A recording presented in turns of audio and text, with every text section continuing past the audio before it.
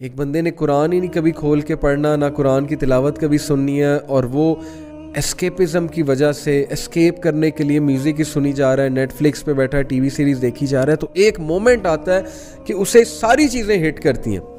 Trust me, at the end of the night, when he or she has watched so many episodes of seasons और उसने बहुत सी movies देख ली होती हैं, फिर वो सोचता है कि यार मैंने इतना कुछ कर लिया है, now what next?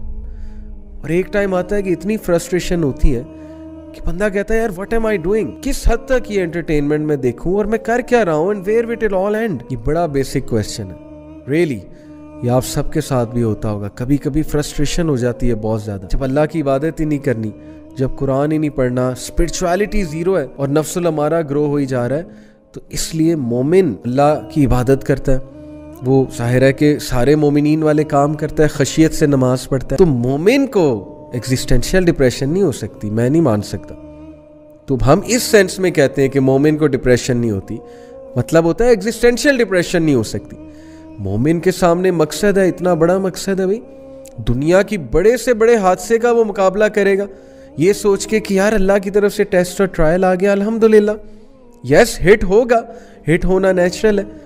सहाबा कहते हैं कि अल्लाह के नबी सल्लल्लाहु अलैहि वसल्लम, हज़रत खदीजा रज़ियल्लाहु अन्हा की जब वफ़ात हुई, अल्लाह के नबी did not smile for months.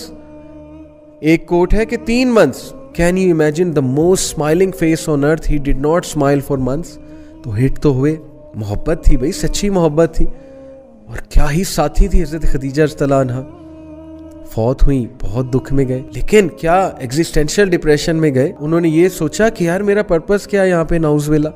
अल्लाह के नबी सल्लल्लाहु अलैहि वसल्लम है, एम्पावर्ड है, तो क्या ही अल्लाह के नबी सल्लल्लाहु अलैहि वसल्लम का ईमान था और क्या ही उनकी पर्सनैलिटी थी सल्लल्लाहु अलैहि वसल्लम.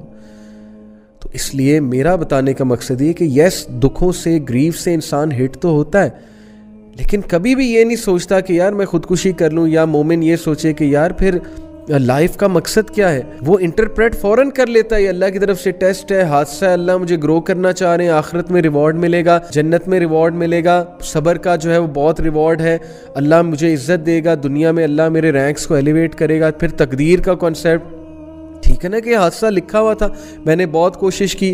अब मिसाल के तौर पे एक बंदे का MBBS में एडमिशन नहीं हुआ, इंजीनियरिंग में एडमिशन नहीं हुआ, उसने बड़ी मेहनत की गवर्नमेंट की एक पोजीशन लेने के लिए, उसका एग्ज़ाम क्लियर नहीं हुआ, उसका इंटरव्यू हुआ, वो इंटरव्यू में फेल हो गया.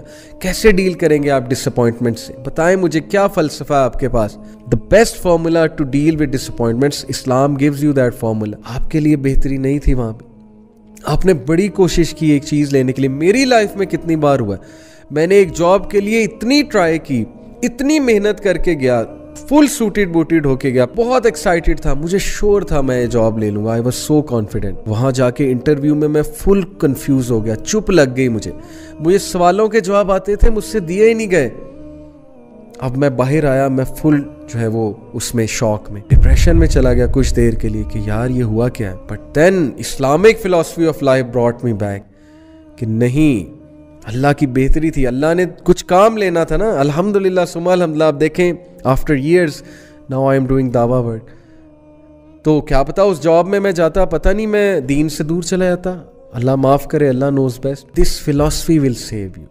शुक्र करें आप मुसलमान हैं, शुक्र करें अल्लाह ताला ने आपको इस्लाम की नेमत से नवाजा है, उस ज़िंदगी के फ़लसफ़े से नवाजा है जो आपको हमेशा दुनिया की मुश्किलात को फ़ेस करना सिखाएगा.